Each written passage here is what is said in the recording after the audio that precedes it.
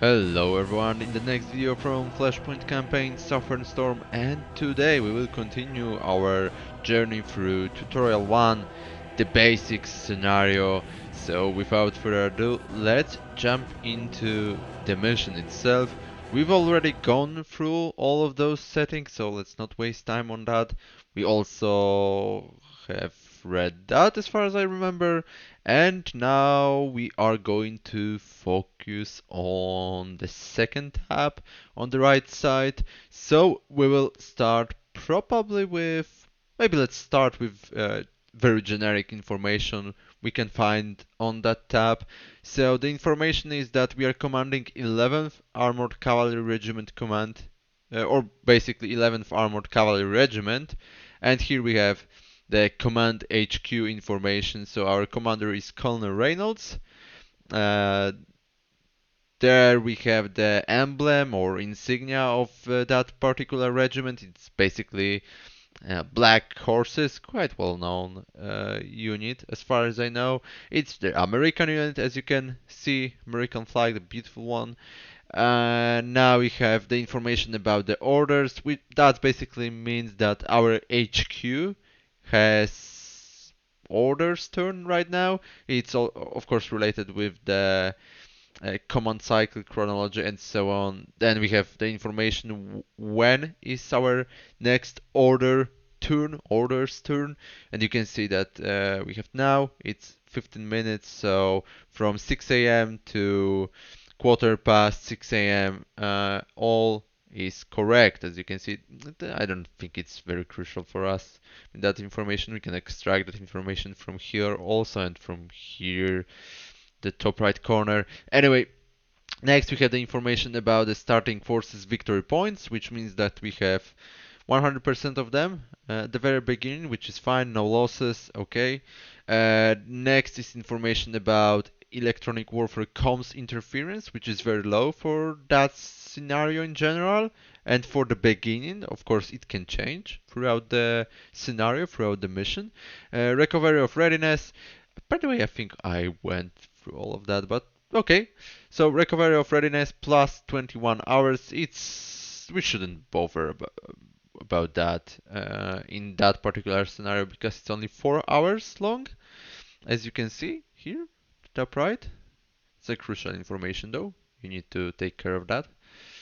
And then we have the average readiness of our units. It's 100%. And then we have additional tabs or sub tabs here. So let's start with HQ. That should be quite straightforward.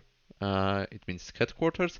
And by clicking that, we can see um, basically another tab presenting the information about our HQ unit, which is here on the map. It's sitting where? That's some kind of town. I cannot read it. Doesn't really matter.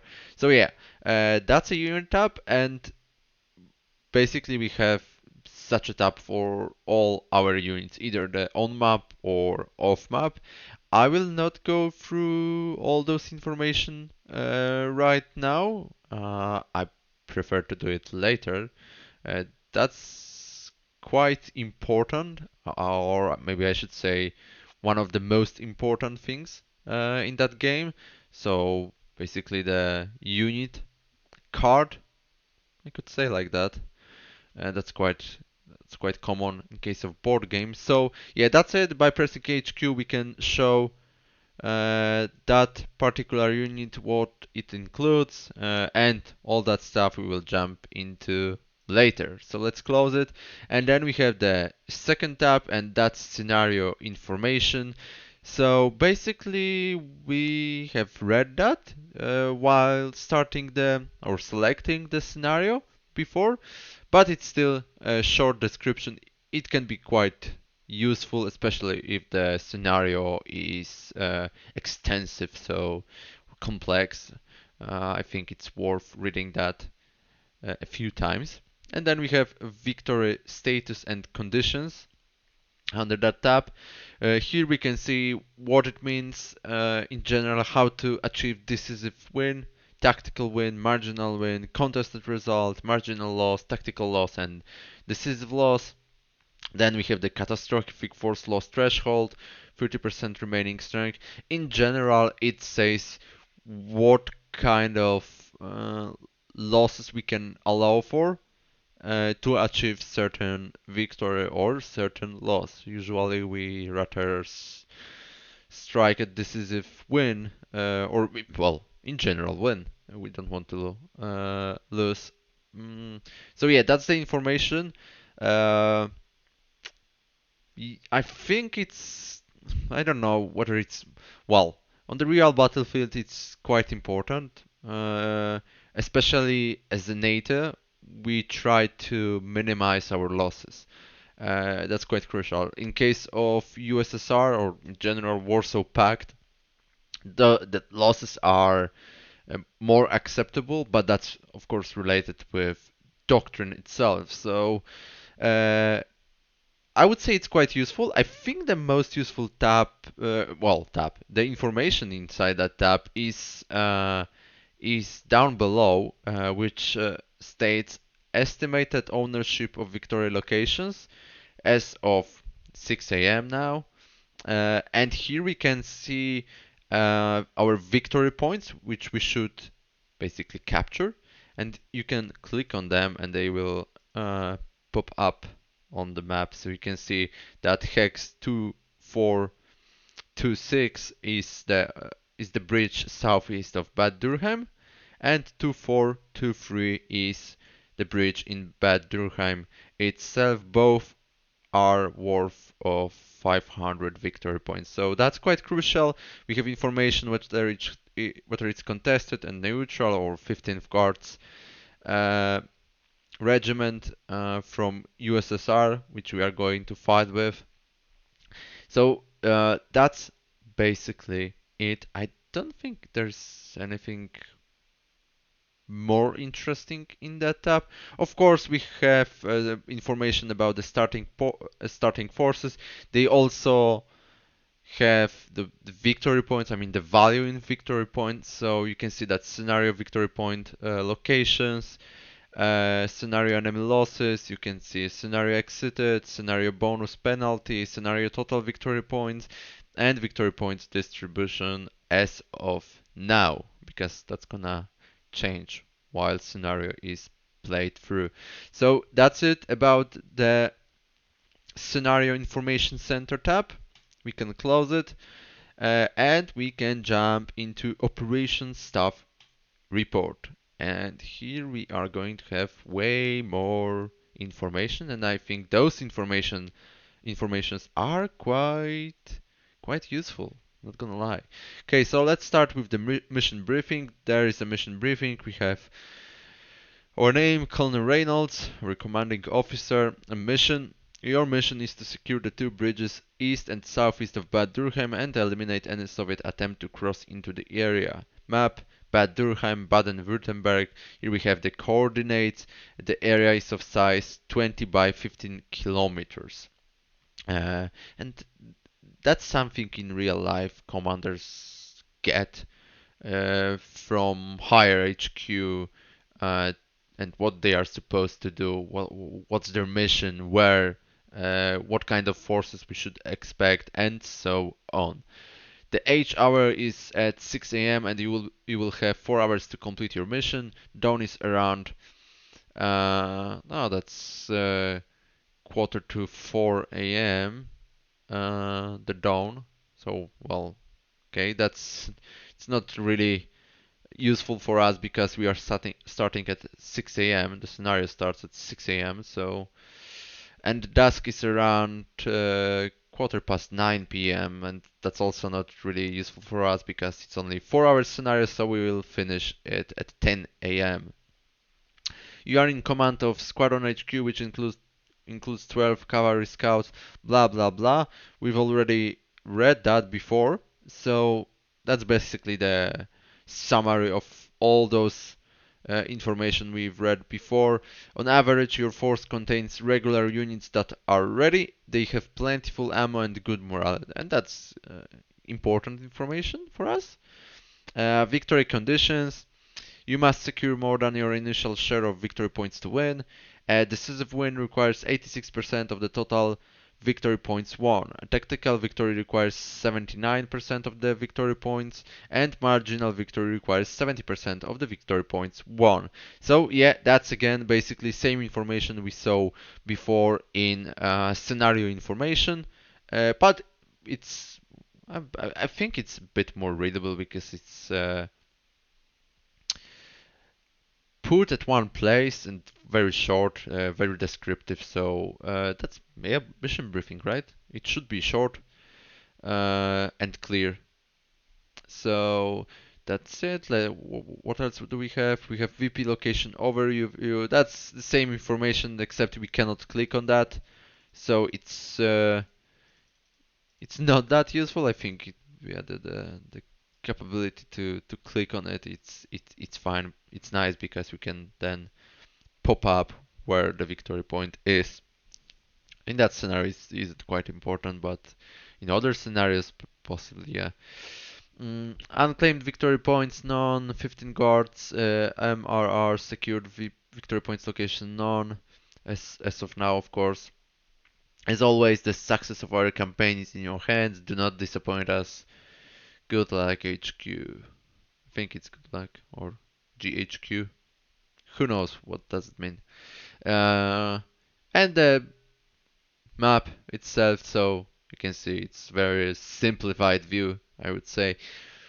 What it says, we can expect the regiment size element against us, and that's motorized infantry. So yeah, we should expect some uh, infantry fighting vehicles, maybe some tanks, and so on. And in our case, it's the armored cavalry unit.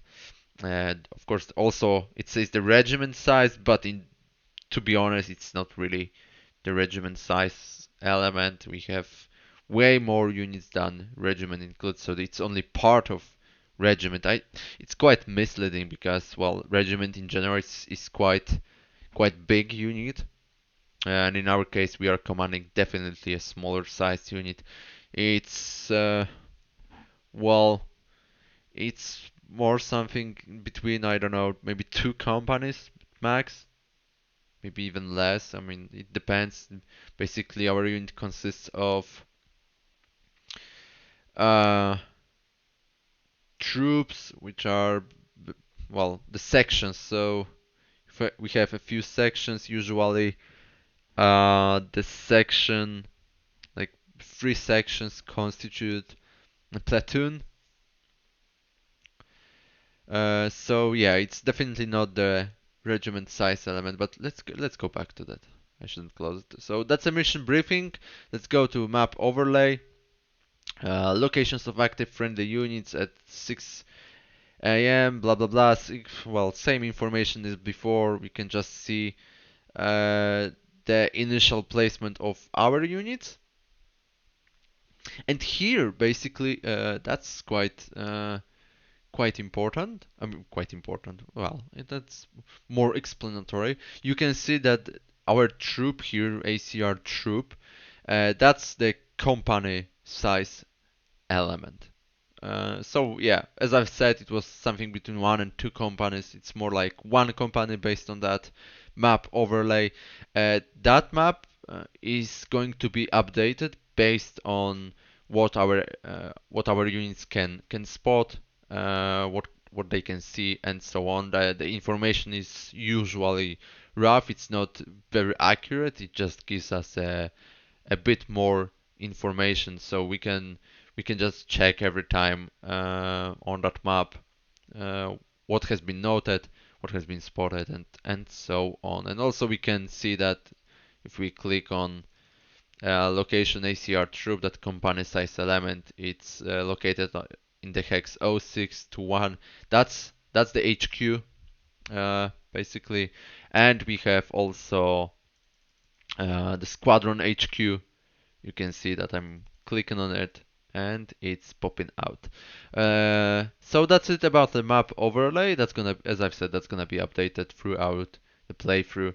Then we have the sitrep. And here we have quite a lot of useful information. So we start with a command cycle overview. What do we have? So we have those cycles. They are, I think they are predicted. I cannot move them. They're information that we have 4 hours. Each cycle is of 15 minutes. Of course, that's gonna change, and I think that should be also updated while we play. Then we have the summary of active assets. And we are starting with 12 reconnaissance subunits, 11 tank subunits, 12 armored carrier subunits, and 4 headquarter and 2 self-propelled artillery subunits. And that also should be updated since it's the summary of active assets as of 6 a.m.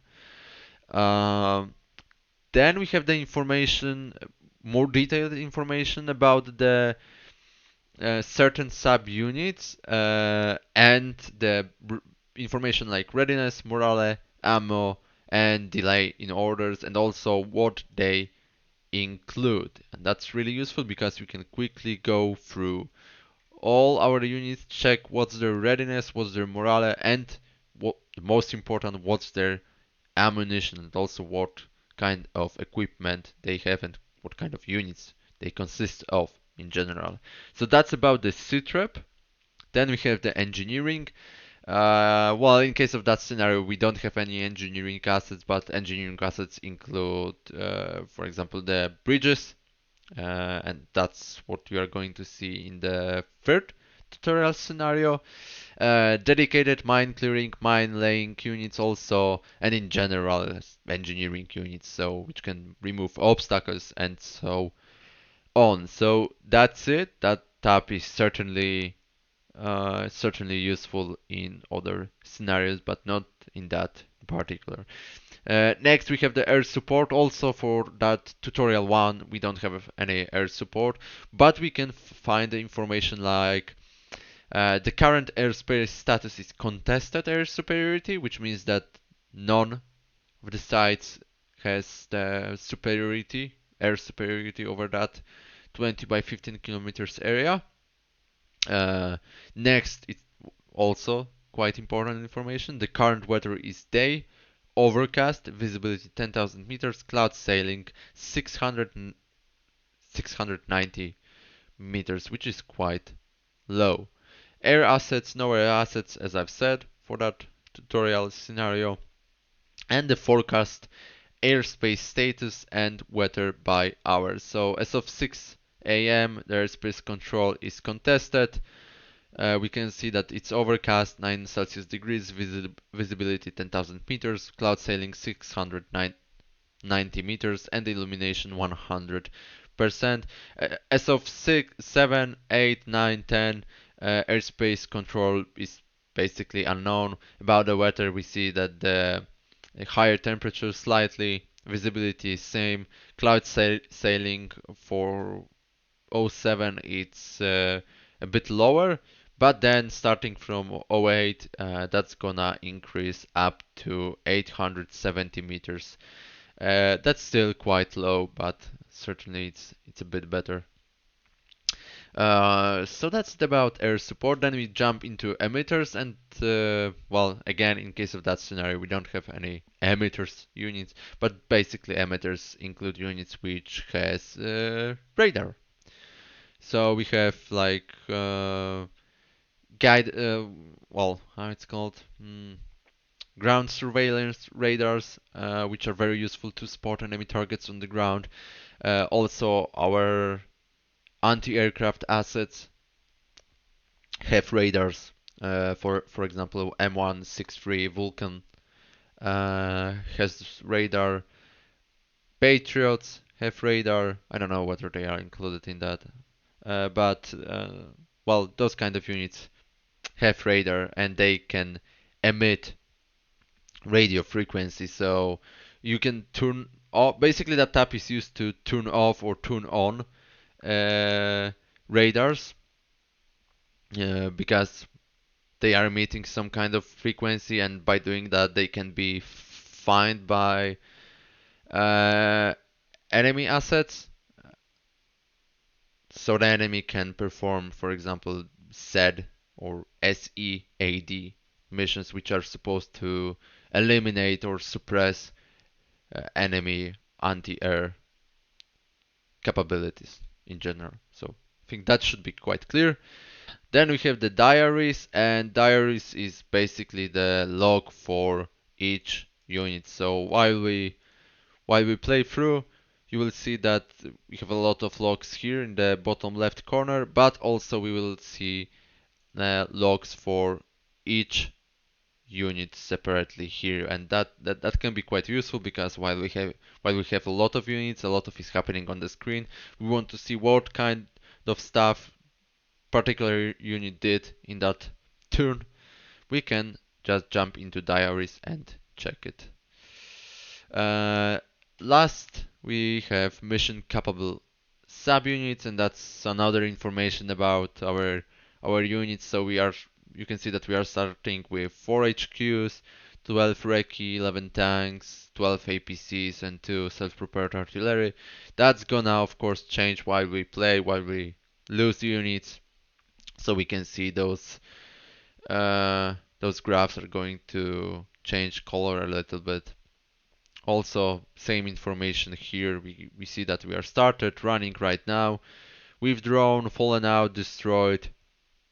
What else? Then we have I think it's more detailed information about the particular equipment and particular units. So you can see Cavalry Scout, M106A1 self-propelled mortar, M1A1 Abrams main battle tank, M1A1 heavy armored Abrams main battle tank, M3A1 Bradley tracked IFV infantry fighting vehicle. Same information also, so but it's more detailed. It's just separated into particular equipment. So yeah, this detailed information. In case of that scenario, it's not very overwhelming. But if you can imagine that we are commanding the whole battalion, then you have plenty of different equipment, different units, and yeah, that can be overwhelming. But that's kind of those games which are supposed to be as realistic as possible. So that's it about the operations center. We can close it, and we are jumping to intelligence staff report, and that's information about mostly about our enemies, reported kills and claims, weather forecast, and so on. So we are starting with threat assessment, and threat assessment says what we should expect. So let's read it quickly.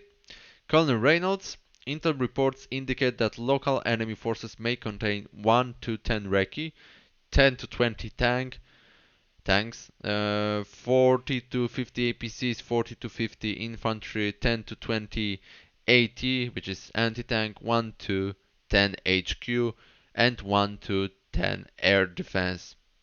Oh, and of course 1 to 10 RT and 1 to 10 utility subunits. Map Bad Dürkheim, Baden-Württemberg, again coordinates, same information about the area. We can see that Soviet Motor Rifle Regiment is starting on the right side, below the Trossingen, as far as I can see. And they are expected to advance towards Bad Dürkheim. They are expected to be in the area bounded by map columns 40 to 46 inclusive and rows 14 to 20 inclusive. So that's it. Okay, I just zoom out. GHQ, end of assessment. So that's it. Again, I think in more complex scenarios we should see more information, more useful information, but in general it's quite how in real life it looks like. So very general threat assessment.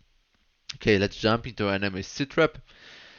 And in enemy sitrep we can see basically same what we've seen before for our units, but in that case we can see enemy units placement based on what we've spotted, what we've seen, what our units are able to find out. Again, the enemy command cycle that's gonna of course change based on losses, electronic warfare, and so on. They are going to show up on that map. You can see that no units spotted as of now. Markers and ellipses reflect estimated locations. So, as I've said, the information is not always 100% accurate. There are they are basically some kind of estimation.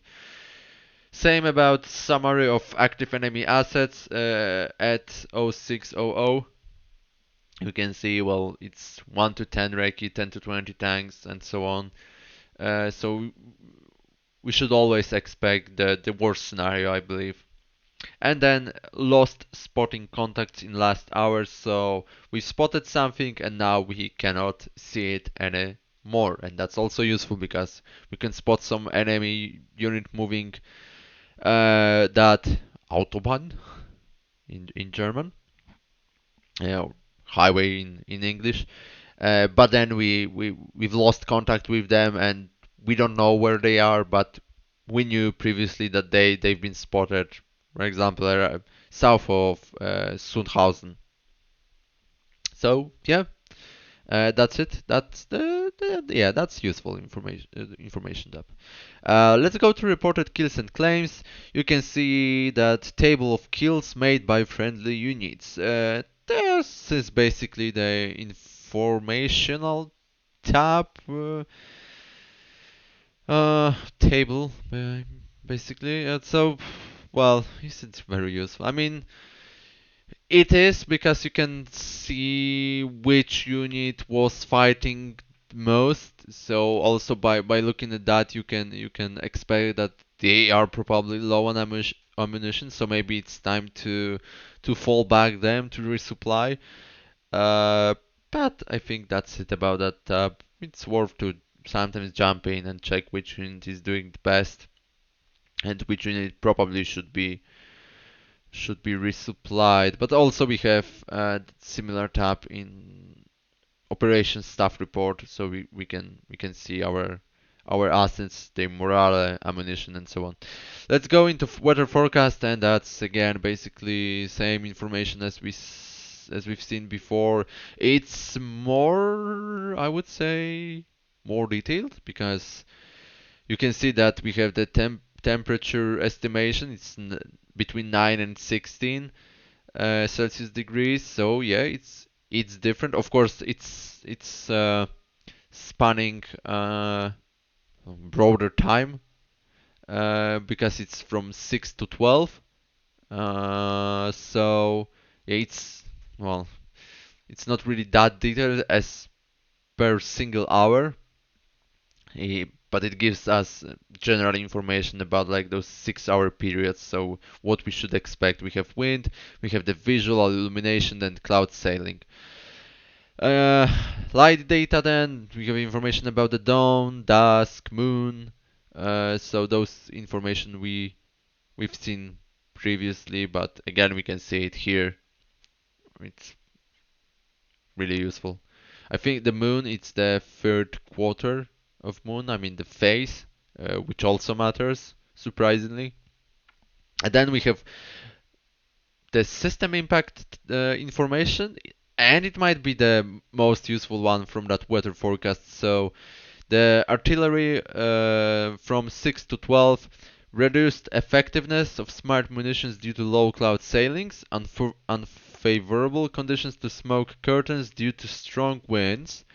Very, very useful information, very crucial information. So if we decide to go for the smoke curtains, the smoke cover, we need to pay attention because wind is quite strong. It's the east wind 16 meters per second. So our smoke curtain is not as effective as we would like to. So yeah, that the systems impact information subtab or the section, it's useful. We can see that, for example, from 18 to it's reduced effectiveness of smart munitions due to low cloud sailings. Same of 00 to 06, it's reduced effectiveness of smart munitions due to low cloud sailings. Then we have the information about air defense artillery, reduced detection and identification of aircraft due to low cloud sailings, and blah blah blah. Same, it's repeated for basically 24 hours. and NBC operation, which is nuclear, biological, and chemical operations. Reduced effectiveness of chemical agents due to lack of wind, limiting dispersal. Reduced effectiveness of chemical agent due to lack of wind. Reduced. Okay, because it's from 00 to 06. Okay, yeah. So that's it about the weather forecast intelligence tab. Then we have electronic warfare report. Again, for that scenario, electronic warfare is something we shouldn't bother because it's not really included in that scenario. It's on very low level throughout the whole scenario. But we can find the information like the electronic warfare burden inflicted on enemy forces is very low, so it's our electronic warfare towards the enemy. Then the current electronic warfare burden inflicted on friendly forces, so from an enemy on us, is also very low. This will delay friendly orders transmission by 0%, the chance of HQ radio detection is 0%, and all those informations are really important because by, for example, delaying friendly orders transmission, we cannot perform certain moves effectively. Same if the enemy is able to detect our radio transmissions, they can basically how to say that? They can countermeasure our moves because they can detect what we are going to do and they can basically countermeasure it. So uh, that's it. Next, we have the next order cycle will be increased approximately 0%. So that's related with that command cycle chronology. If there is some value here, some percentage, our command cycle chronology can either increase or lower down. I think usually increase, of course, in that case. So from 15 minutes it can jump up to 20, or of course it depends on the electronic warfare. So that's it. Planned electronic warfare activity to be inflicted on enemy by hour. Note that the forecast is only available for friendly electronic warfare activity. So that's our electronic warfare activity, and we can see the estimation how we are going to affect enemies. Either, for example, delay their command cycle or detect the HQ radio and so on. And the legend, blue bars represent the level of friendly electronic warfare activity, red bars represent the level of hostile electronic warfare activity, blah blah blah. That was quite straightforward. So that's it about the electronic warfare report. Last is enemy off-map assets. No spotted enemy off-map assets, and enemy off-map assets it's mostly artillery. I think it also should include enemy air support. And if we spot enemy off-map assets like enemy artillery, we can, for example, counter battery them. So that's it. For sure, useful information since we can also adjust our movement based on what enemy has to his disposal. I think we can close it. That's it about the intelligence. Then we have the personal and logistics stuff. Again, for subtabs inside that. Staff alerts, units with alerts in order of decreasing severity. No units have triggered staff alerts at the present time. I'm not sure about that staff alert. I haven't seen that before, so uh, I believe those are some alerts that our units, for example, are low on ammunition, low on morale, low on readiness, or they are enveloped and so on, encircled. Uh, might be that. Okay, let's go to detailed unit status and whoa, that's a lot of information. So in short, that's the most detailed information about every unit tabs, every unit equipment. Mm, in general, the information, what they consist of, what kind of equipment they are manning. Uh, is there information about the ammunition also? Blah, blah, blah, blah. Yeah, it is 12 by 12 rounds. Yeah, so you can see that we can select each unit separately, and we can see the information like how many victory points it constitutes constitutes of, how many of those units are running, uh, how many are fallen out, how many are lost. Then we have the information about the armaments, information about the max speed, protection, and many other information like air defense capable limited targets, amphibious unit, fast fire rate. So all those features. Then carrying capacity one subunit. So for example, they can transport one scout section. And again, the same information about the scout section, which is part of that first ACR troop. Leg max speed, protection, unarmored, crew of 5, armaments, so M16 rifle, M249, so M72 low. You can see that we have 3 of them.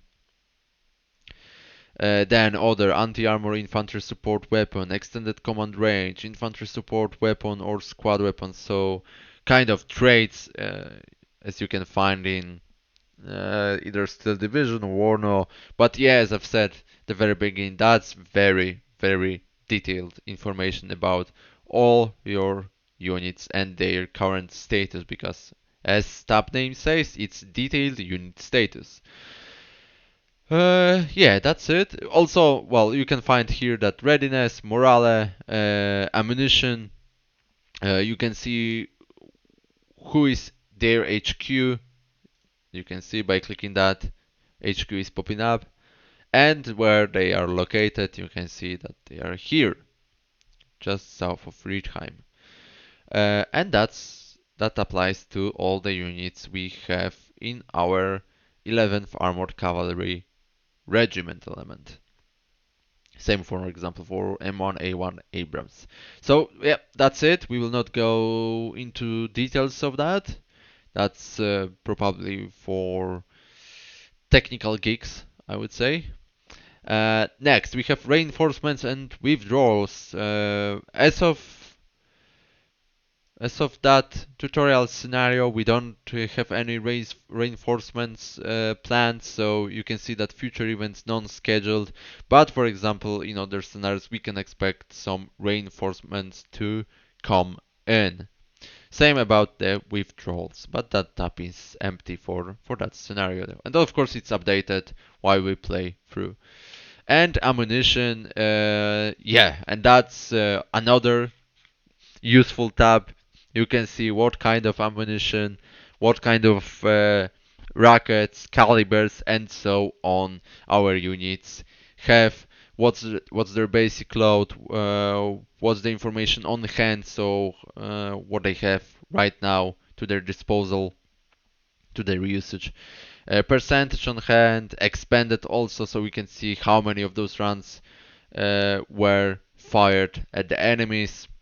Then we can jump into each unit separately and we can see that, for example, the 4th ACR troop consisting of 2 cavalry scouts and 2 times M3 A1 Bradley, ammo type and the description. So M72 low, rocket propelled grenade, so-called RPG. Yeah, it means rocket propelled grenade, but the RPG, the Russian one, doesn't mean the rocket propelled grenade, so be aware of that. Then basic load, we have like 10 of those M72 low grenades. On head we have 10, which means that it's 100% ammunition expended, 0 as of now. Then we have BGM 71 TOW2 anti-tank guided missile. We have 24 of them. So I believe 12 per each Bradley. 24 on hand, which means 100%, expended 0, that's quite obvious. And then we have 40mm M203, and that's automatic grenade launcher. We have 40 of them, 40 on hand, 100% currently non-expended. And that's it. Of course, for tanks you can see 4 times M1A1 Abrams, 120mm M256 Heat, high explosive anti-tank, 80 of them on board, and 120mm M256 AP, which is armor piercing round. So I believe each tank has 20 of them.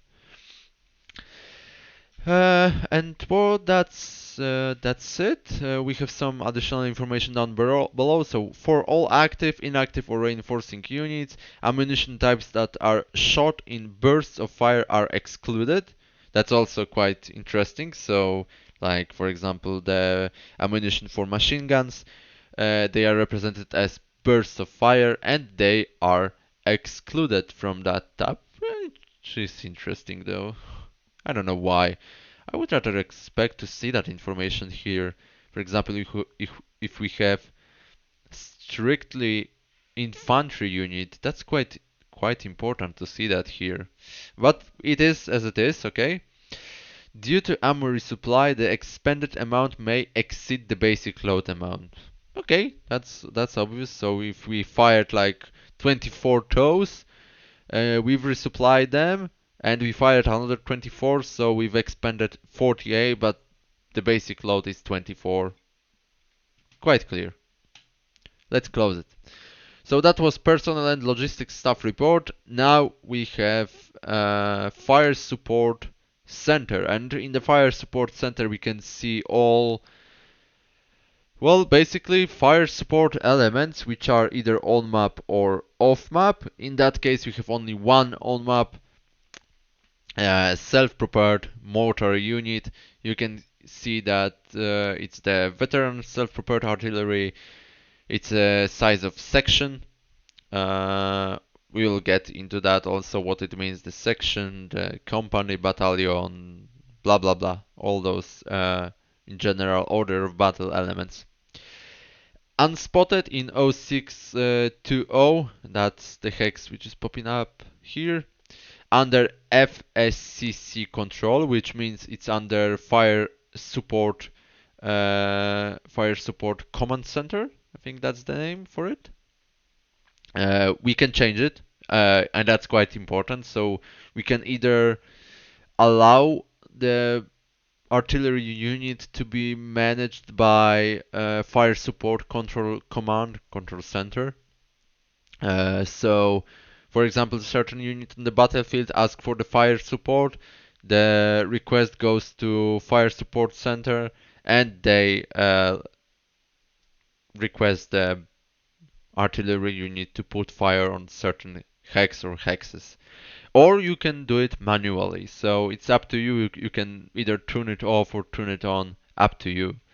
Of course, I'm not gonna say that the manual is better. It all depends on the situation on battlefield and how you want to manage your assets.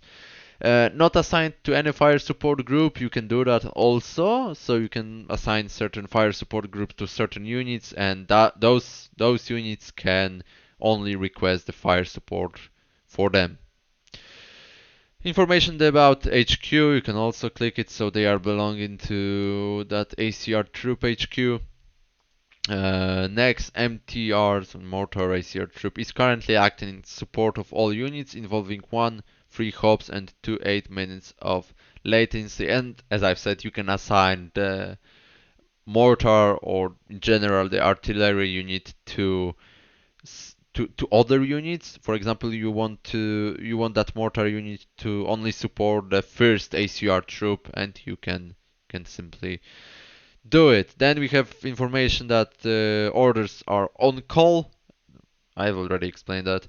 100% readiness, morale 70%, ammo 100%. Then the information about the equipment, so we have 2 times M106A1 and 1 times M57782C2V, which is the command vehicle. Those two are mortars, and that one is the command vehicle. No targeting report available.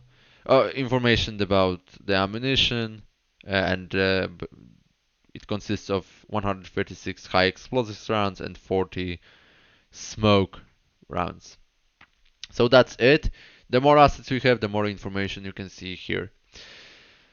Fire missions now. No fire missions scheduled, so there is no information, but if you are planning to perform a lot of different fire missions, you want to coordinate your fire, you want to coordinate the fire with the movement of your unit, you can see the fire missions here. Quite important tab.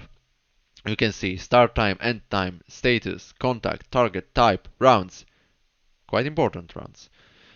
Duration, asset, and asset status. So you can find all of that here.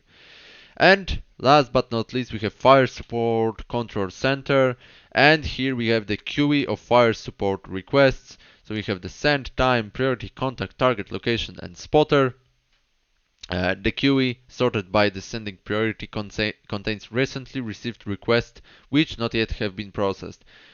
As I've explained previously, imagine that first ACR troop requests fire at the bridge at Bad Dürkheim, and you can, well, once again, it requests fire at bridge at Bad Dürkheim, that one, the another bridge southeast of Bad Dürkheim, and at Hoschemingen, and you can see that those orders are queued here. So that order, that request uh, goes to Fire Support Center. The Fire Support Center processes it, puts that into the queue, and those requests should be resolved by the artillery unit itself. Whoa, a lot of information, right? Okay, that's it. We can close it. And we jump into the last tab, which is off-map assets, and whoa, surprisingly, it's empty. We don't have any off-map assets in our case, but if in other scenarios, I think it starts with. I think the air support is also regarded as off-map assets. So I think in the second scenario, in the third for sure, but I think in the second scenario we will see close air support here as a off-map asset, and you can also manage all of them, so you can assign them either to fire support center, so everything is done on call by the units on map, or you can manually manage them. It's up to you. So I'm closing that tab, and I think we are going to finish that episode with the information we've presented today. Quite a lot of information. You can see that there is plenty of stuff to digest. You can see that informations are many times repeated at least a few different places. It can be overwhelming, but you will get used to it quite quickly. I think it's quite simple. It's not as complicated as Gary Grigsby, as I've mentioned in the first video. So I think it should be quite digestible for you. So in the next video we will go through the units we have. We will go through the unit tab. As you can see here, the subunit stuff, unit log. We will jump also into standard operating procedures manager, which is related basically with how units behave, how they move, how they attack, and so on. And maybe we'll start playing finally. I think that's what you are waiting for. So, yep. Anyway, that's it for today. I hope you enjoyed, and see you in the next video. Thank you and goodbye.